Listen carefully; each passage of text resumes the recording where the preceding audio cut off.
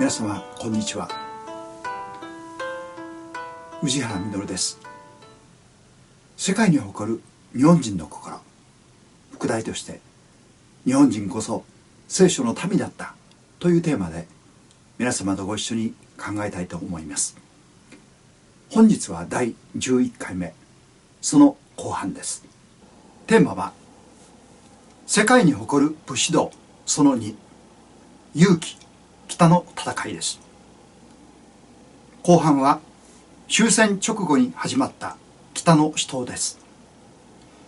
新渡戸稲造は武士道の勇気という徳目の中で次のように言っています。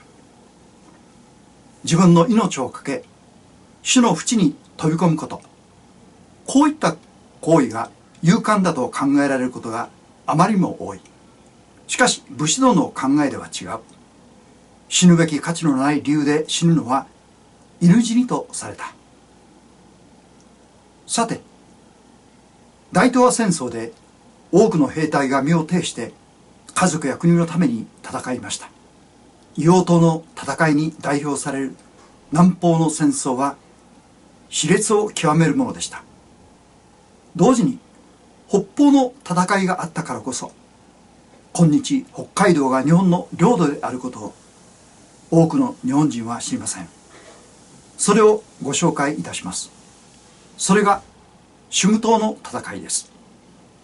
朱雀式ニュースも参考にさせていただきます。この地図に引かれた線は北海道をまっすぐ分断するスターリンが企画していた北海道占領予定線です。スターリンはヤルタ会談の密約で第二次大戦の参戦の見返りとして樺太と北方領土を占領する約束を米国大統領ルーズベルトから取り付けていました。しかし彼の死後、北海道北部の占領をトルーマン大統領に反対され、日ソ不可侵条約を破り大軍を送り込んできたのです。スターリンはシュム島は1日で占領すると豪語していました。シュム島は北方諸島の最北端にある琵琶湖ほどの小さな島で日本領の最北南でした。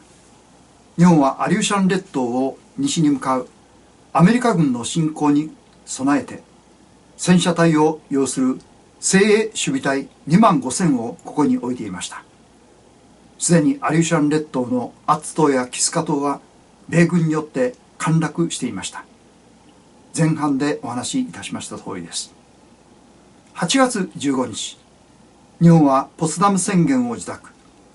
日本軍の無条件武装解除が決定し、武器の処分など撤退準備が始まっていました。しかし8月18日未明、事態が急変。ソ連軍が突如として侵攻してきたのです。すでに戦争は終結したはずで、兵たちも家族の待つ故郷に帰れるつもりでいたし、武装も解除していました。だがここで自分たちが戦わなければ日本はどうなるのか。師団長堤中将は一旦は解除した武装を急遽揃え戦闘を決意しました。その後も敵の進軍の急報が相次ぎ、不意をつかれた日本軍は間に合わせの準備で戦闘を余儀なくされました。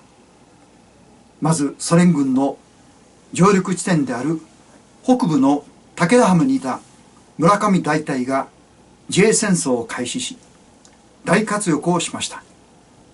ソ連はこの小さな島に200隻以上の艦船と2万もの兵員を動員していたのです。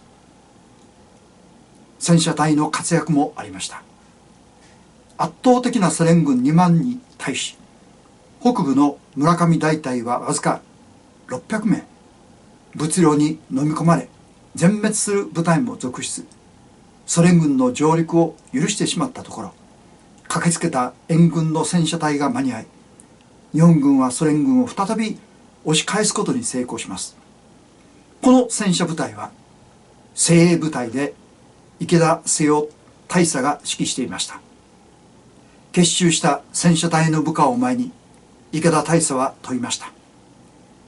諸君は今赤穂浪士となり恥を忍んでも将来に仇を放然とするか、つまり敗戦を受け入れるか、あるいは白虎隊となり玉砕をもって民族の防波堤となり後世の歴史に問わんとするか。赤穂浪士足らんとする者は一歩前に出よ。白虎隊とならんとする者は手を挙げよ。全員が歓声とともに即座に手を挙げた。池田大佐は先頭に立って敵陣に突撃し、戦闘中に敵の戦車砲によって戦死しています。また航空機部隊の活躍がありました。島に7機だけ残っていた航空機部隊も発進しました。魚雷はすでに処分してしまっていたため、通常の爆弾や対戦車用炸裂弾を掲載して攻撃、大成果を収めました。次に停戦に向けた動きです。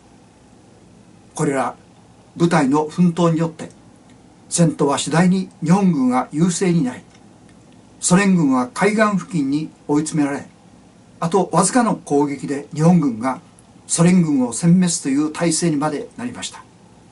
しかしその時、軍司令部から戦闘を停止し自衛戦闘に行こうとの軍命令が届き、停戦交渉を開始せざるを得なくなりました。しかしソ連軍は一向に攻撃を収める気配がなく、戦闘が続行される中、とうとう札幌より停戦すべしとの命令が下り、ようやく21日に交渉が成立しました。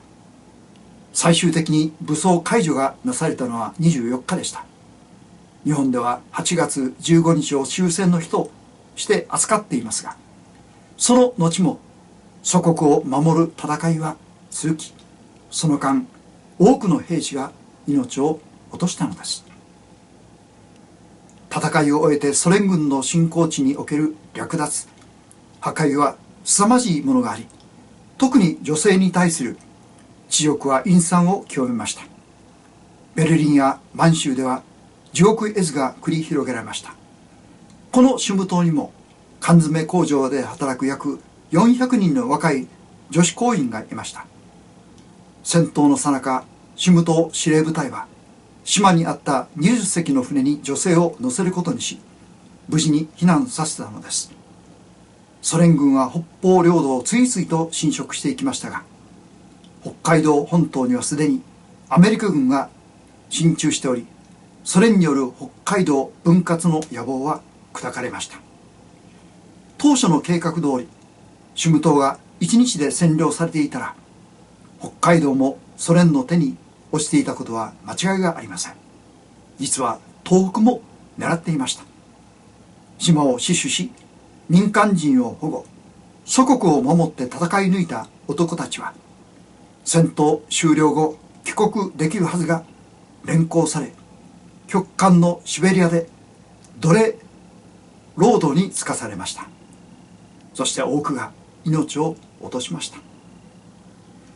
ようやく抑留から解放され、帰国した彼らを待っていたのは、世間の無関心と反戦平和の風潮です。シュム島のことを知る人は全くいませんでした。日本人が忘れてはならない島があります。この激闘で日本軍の死傷者は800名にも及び、ソ連軍は3000名以上の死傷者を出したと伝えられています。世界が忘れてはならない島がある。これは映画硫黄島からの手紙のタイトルです。しかし硫黄島と同じく日本人が忘れてはならない島がこのシュム島です。そしてもう一つ記憶すべきことがあります。樋口中将が最後に下した決断が北海道の占領を目指し、終戦後にも国際法を破って侵攻を続けるソ連軍に対する断固たる反撃でした。そもそも日本軍は停戦時、整然たる降伏にこだわりすぎました。停戦後に一番危険なことは、丸腰になった味方が虐待されることであり、武装を解除した後に行われる敵の不法な行為で決定的に国益が侵されてしまうことです。簡単に武装を解除せず、ギリギリまで条件交渉すべしというのが世界の常識なのです。にもかかわらず、大本営は8月16日に戦闘行為の即時停止を命令、そして8月18日午後4時以降は自衛目的の戦闘行為も全て停止と命じます。これがなければ千島列島も失うことはなかったでしょう。自衛目的の戦闘も停止など、本来ありえないことです。自衛権はいついかなる時でも許される人類普遍の自然権だからです。武士道の潔さがあだとなりました。弱肉強食、それが世界の常識と知り、正面から反撃を加えてソ連軍撃退をやってのけた樋口は、日本を分断国家の悲劇から救ったのです。私たちには忘れてはならない、どうしても語り継がなければならないことがあると思います。それは戦争の悲惨さだけではなく、日本人としての誇りではないでしょうか。世界に感動を与えた日本人の素晴らしさは勇気でした。聖書の一節をご紹介いたします。有名な最後の晩餐の後、キリストが捉えられる記事です。武士道の視点から勇気とは何かということを教えられます。